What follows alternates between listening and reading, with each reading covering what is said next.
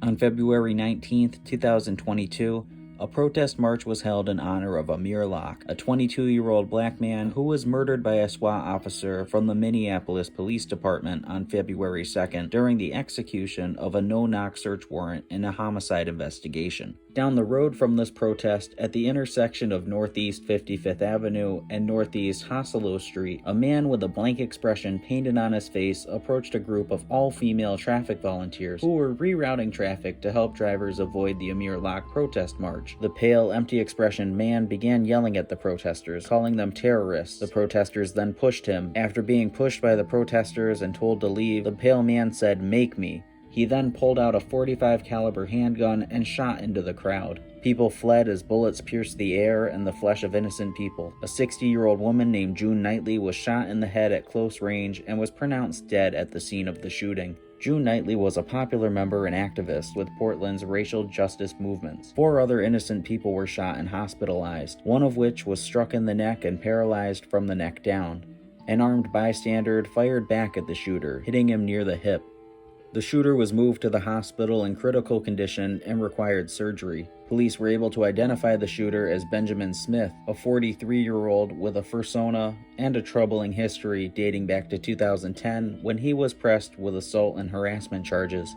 These 2010 charges documented that the shooter lived in an apartment half a block from the protest. Benjamin Smith was born November 28, 1978 in Concord, Massachusetts, and grew up to become a muscle car enthusiast and a psychopath with alleged ties to various alt-right groups, according to his Wiki Fur page. However, online documents suggest that he was actually born in Indiana. At some point, Benjamin Smith became a furry by the name of Polybun. Poly, short for polyhead, and bun was short for bunny. But what the hell is a polyhead? According to the web archive of his own website, polyhead.net, Polybun himself says, "It's kind of a pain in the ass question to answer, really. I guess tinkerer would best describe me. Maybe also a revolutionist, maybe a forward thinker, maybe a fucking asshole works as well. I don't know. I want to get this introduction over as quickly as possible and get to more important things. Yeah, like shooting up a BLM protest in March of 2022. Benjamin Smith, or Polybun, was one of the original founders of the initial Baby Fur IRC channels for FurNet, a collection of network news transfer protocol servers using the fur.newsgroup hierarchy, not to be confused with the furry fandom's Baby Furs. After the Portland, Oregon shooting, Polybun was charged with 1 count of second-degree murder, 4 counts of attempted first-degree murder with a firearm, and 4 counts of assault with a firearm. Polybun pled guilty to the charges and was sentenced to life in prison with the possibility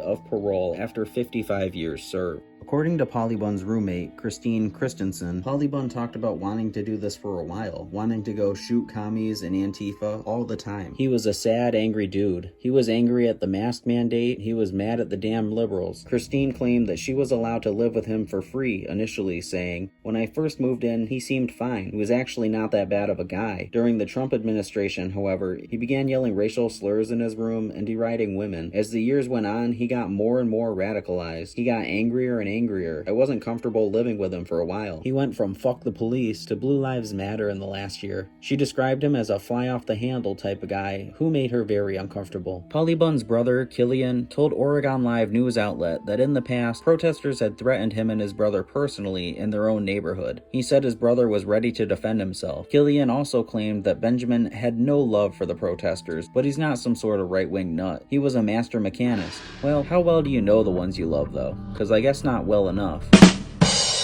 Polybun's brother also claimed Benjamin had grown angry at demonstrations set up in the Northeast Portland neighborhood. He was upset about the citywide protest, homeless people in the area, and COVID-19 health mandates. His brother also added that Polybun was a gun collector. Polybun's social media accounts were loaded up with posts of anti-Semitism regarding victims in the Kyle Rittenhouse shooting and posts about wanting to kill people. On an article in which a man shot his 2 neighbors over a snowblower dispute, Polybun wrote, "Haha, 2 dipshits just learned why you don't talk shit. Not a shame that their lesson was short-lived either. Good riddance to bad rubbish."